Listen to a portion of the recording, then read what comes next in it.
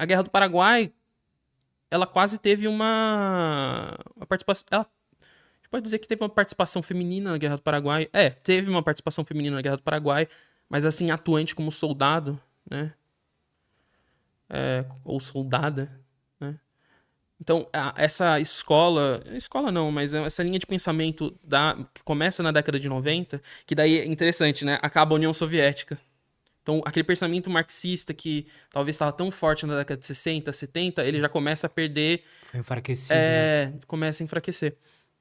Então, por exemplo, vai olhar para as mulheres, vai olhar para os indígenas, que teve uma participação indígena na Guerra do Paraguai. Caramba, cara. Principalmente na região do Mato Grosso, Goiás, tem o recrutamento de alguns indígenas para lutar contra os paraguaios, que era basicamente não, mas grande parte do exército era indígena ou pessoas mestiças. E teve também escravizados dos dois lados, né? Um caso feminino, assim, a participação feminina, a gente pode resumir basicamente na presença de enfermeiras no campo de batalha, de mulheres, esposas de soldados que iam para o campo de batalha, Uhum. que era chamado de vivandeiras, né? Então o marido dela ia lá, elas iam também. Aí elas ajudavam a tomar conta, por exemplo, das tendas, do local ali, fazer as refeições deles, né? Preparar as refeições, tal. E participação feminina como soldada, teve a Jovita Feitosa, que praticamente ninguém conhece, a Jovita Feitosa, né? Que foi uma mulher, na verdade ela nem chegou a participar ativamente, salvo engano. Ela foi uma mulher cearense que ela veio nessa nessa campanha dos voluntários, ela se voluntaria. Rola toda uma dificuldade para ela se voluntariar, mas ela vai pro Rio de Janeiro, mas no Rio de Janeiro ela é barrada. E lá ela vira uma estrela. Tipo, olha, gente, a gente tá empenhado em recrutar pessoas e tem até uma mulher que tá querendo ir pra lá. Ela vira tipo um ícone dos soldados, das pessoas que estão mais ali, do pessoal mais simples. Acontece que ela é barrada, salvo engano, ela é barrada. Cara, ela entra numa depressão profunda. Uma depressão profunda. Tentam juntar dinheiro pra ela voltar, salvo engano, ela volta, mas depois ela volta pro Rio de Janeiro. Ela tem um relacionamento com um oficial inglês. O oficial inglês escreve uma carta pra ela, né? Ela achou que era uma carta comum, assim, uma cartinha, um bilhetinho. Só que ele tava indo embora. Aí ela leu, tal, ela viu que era aquilo. Ela foi, se eu não me engano, ela foi na casa dele. A escravizada atendeu ela, né? Aí ela pediu pra ir pro quarto dele pra ler, se não me engano, essa carta, ou tentar entender o que tava escrito nessa carta, porque, se não me engano, tava em inglês. Só que ela tava demorando, né? Aí a escravizada foi lá, ela tinha pegou um punhal. E ela Caramba, faleceu com cara. 19 anos. Tirou a própria vida ali. É. Caramba, cara. Então, tem essas presenças trágicas, entendeu? Então. Então, nessa época. Desculpa te interromper. Não, relaxa. Tranquilo. Então, nessa época aí de 90 pra frente, começaram-se a se estudar essas pessoas que Uhum. viveram esses momentos, né? Essas personalidades, É qual que foi a história delas, as cartas trocadas, tudo isso. porque elas engrandecem, entendeu? O que realmente aconteceu. Total, O cara. processo, Faz muito entendeu? sentido. Que a guerra é feita de pessoas. E quem são essas pessoas? Indígena, escravizado, alforriado, mulher. A gente tem que ter em mente que no século XIX o exército não admitia mulher, entendeu? Então, é uma perspectiva que tenta inovar nas fontes, Entendo. né? Não pegar aqueles registros, aqueles maços de folha que tá lá escrito todos os relatórios de oficial, lá, e pegar, por exemplo, uma carta de uma mulher que tava lá, que escreveu o que ela viu. Escreveu o que aconteceu com os soldados, o que acontecia com ela, o que ela pensava, o que ela fazia enquanto ela tava lá. Isso é legal mesmo, né, cara? É muito doido. Cara, então. Tá aí um assunto, cara, que eu nunca aprofundei, nunca fui atrás de conhecer mais, que é a Guerra do Paraguai, cara. Realmente, assim. Quando que ela aconteceu, cara? E qual que era a situação ali do Brasil? Por que que existiu essa guerra? Então, a região da América do Sul, ela teve essa formação no século XIX com os estados nacionais, né? Tinha a América Portuguesa e a América Espanhola. Tem os processos de independência na, nas, na, na América do Sul, né? Então vai se formar a Argentina, vai se formar o Brasil, aí depois se forma o Uruguai, o Paraguai, né?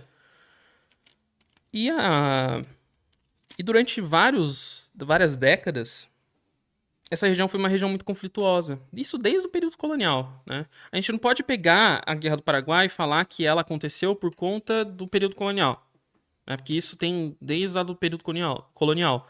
Não há uma resposta para isso, né? A gente não pode resumir a isso. Mas vários conflitos aconteciam naquela região sul, ali, no começo do chamado Cone Sul, ali, Rio Grande do Sul, Santa Catarina, Paraná, aquelas províncias Misiones, o próprio Paraguai, que era uma região que ali vivia tendo conflito.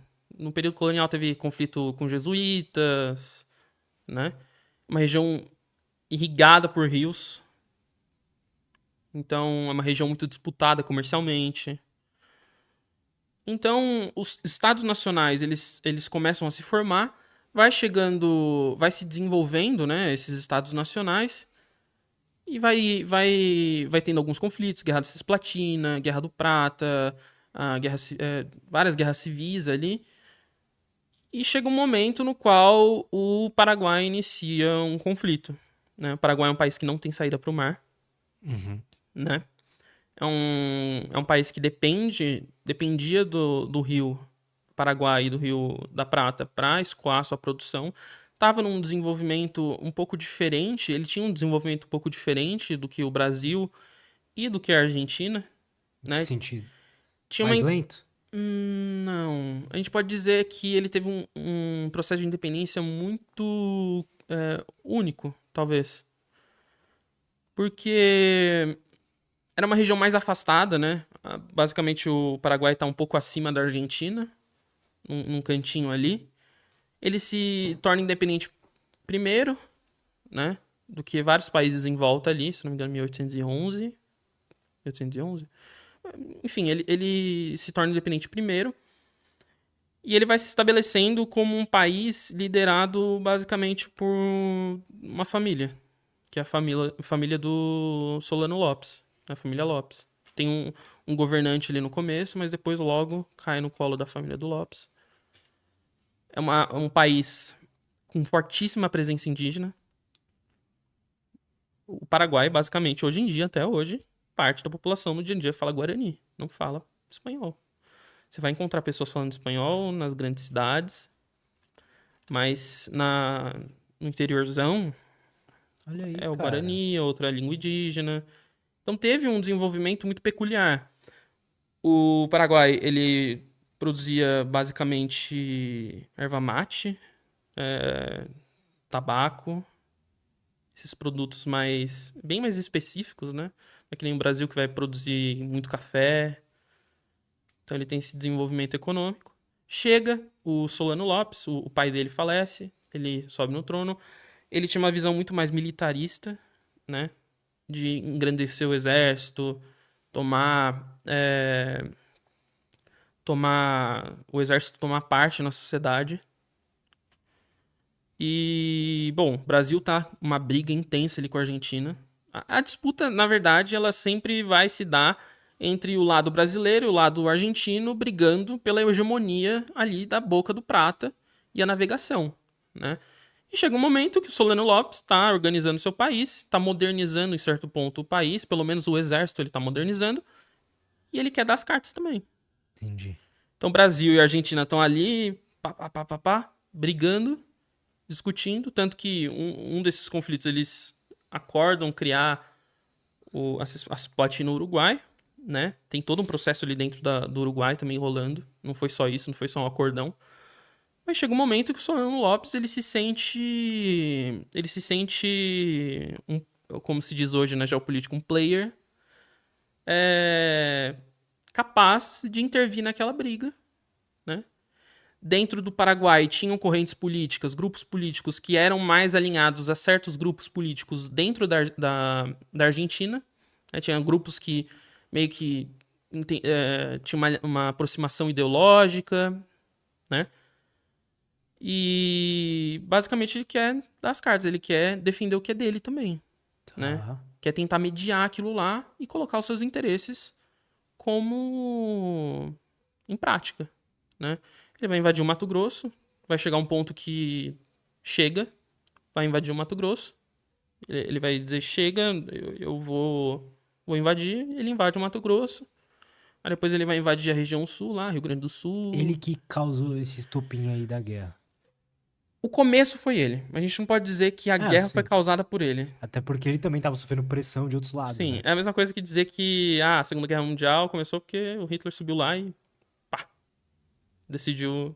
Isso não explica, tem todo um processo, Claro, né? verdade. Então, ele que inicia, o ato que inicia é ele, né? A invasão dele no Mato Grosso. Que era uma província isolada. Isoladíssima, não sei. É isso. Assim, era uma província muito... que não tinha tanto contato com o Rio de Janeiro, né? Tanto que isso é aquilo que eu falei, que as províncias não se entendiam como um país, tal, isso vai sendo construído, né? Essa conexão que a gente tem hoje de estradas pavimentadas, tudo, isso só vai se desenvolver lá com Washington Luiz e com Getúlio Vargas e depois com Juscelino Kubitschek. Antes, praticamente, toda a movimentação, assim, mais urgente, que exigia uma maior atenção, era feito por mar. Então, saía do Rio de Janeiro uma embarcação, chegava, sei lá, na região do Rio Grande e lá desembarcava e ia pelo interior. Então, pensando assim, o Mato Grosso tá lá no meio da América do Sul, basicamente não é nem no meio do Brasil, no meio da América do Sul, totalmente isolado. Então, o Solano Lopes vai invadir lá. Depois, Que ano isso, cara? 1864. Tá. Finalzinho, tipo 25 de dezembro, 27 de dezembro. Isso Dom Pedro era imperador? Já era imperador. Tá. Já era um imperador 60, pelo menos uns 20 anos, né? Interessante, cara. E a maior guerra da América depois da Guerra Civil Americana. Aconteceu no Brasil, aconteceu na Argentina e no Paraguai. Foi uma guerra Colossal. colossal. Colossal. Eu já ouvi falar, e me corrija se eu estiver errado, cara. Você que é historiador aqui. Que 75% dos homens paraguaios foram dizimados. É real esse dado Então, ou é meio extrapolado?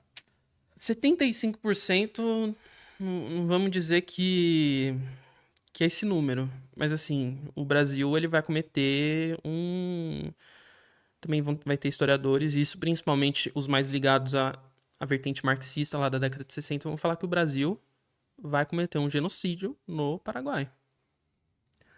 Tanto que tem um livro muito famoso daquela época que chama O Genocídio Americano, se eu não me engano. Que é um livro que lançou e fixou, pelo menos no Brasil, essa ideia de que a Guerra do Paraguai foi causada pela Inglaterra, que tentou chavecar Dom Pedro para atender os interesses dela no Rio da Prata, porque o Paraguai estaria num desenvolvimento aceleradíssimo, iria se tornar uma potência industrial. É isso que essa visão da década de 60, 70 vai tentar criar.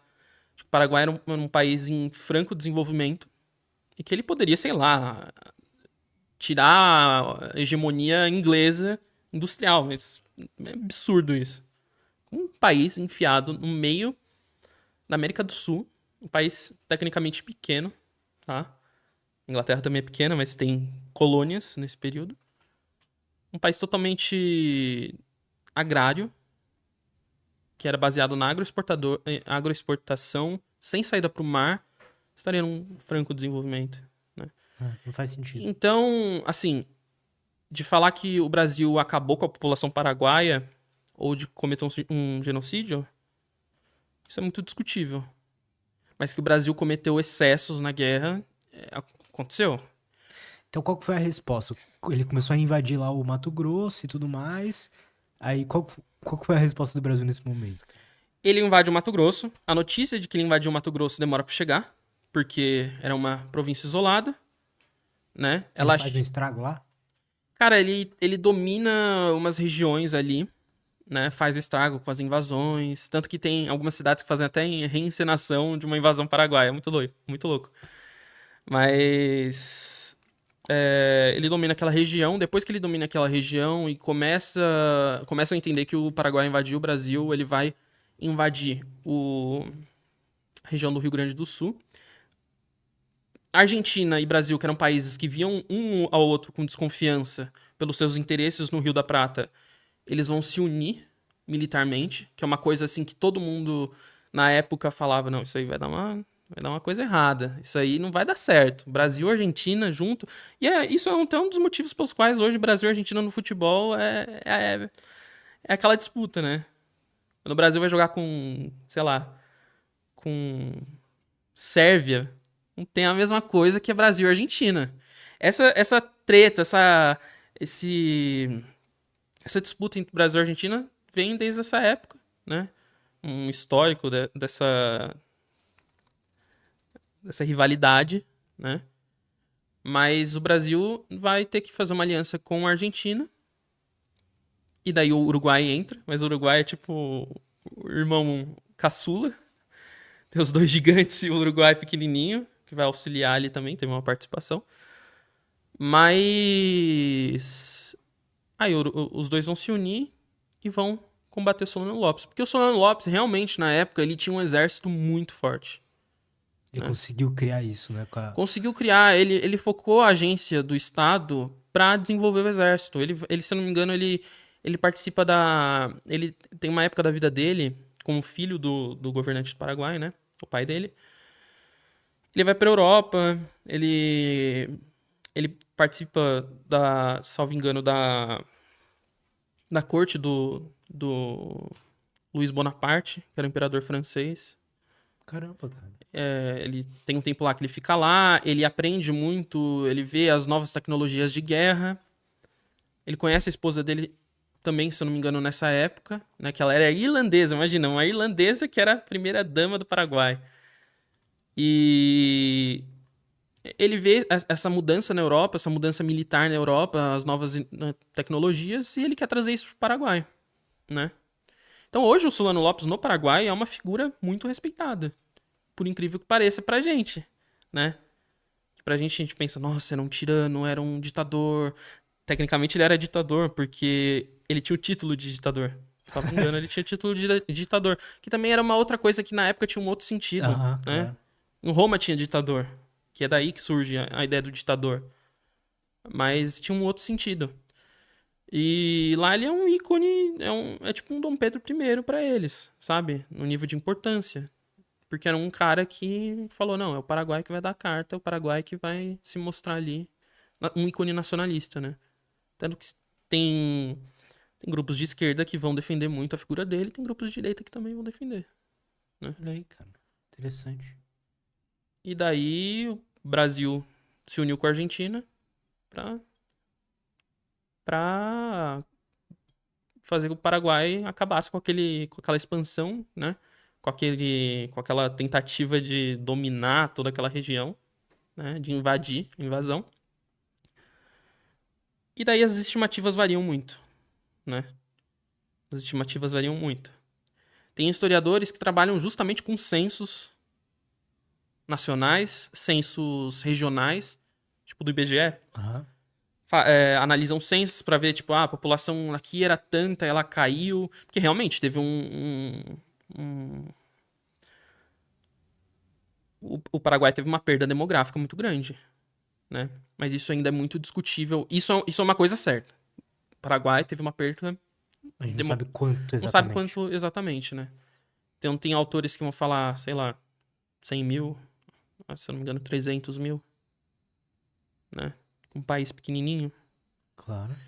Então, ao certo assim não se sabe. Mas a gente tem a certeza que o Brasil, ele colaborou com parte dessa matança que teve no Paraguai. Mas por quê? Porque, primeiro, não é, o argumento brasileiro, isso muito defendido pelo exército, né?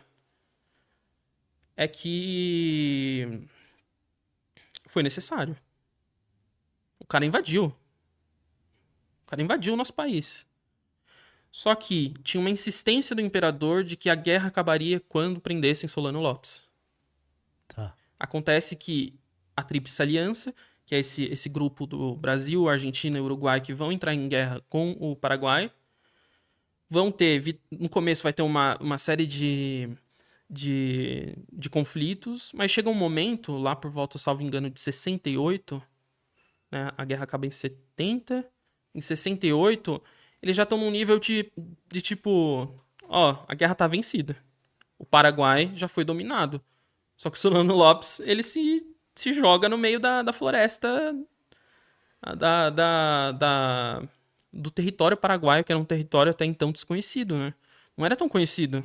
Era mais ou menos... A gente não pode comparar com a floresta amazônica, mas é... Tipo, uma densidade Uma florestal sim, altíssima. sim.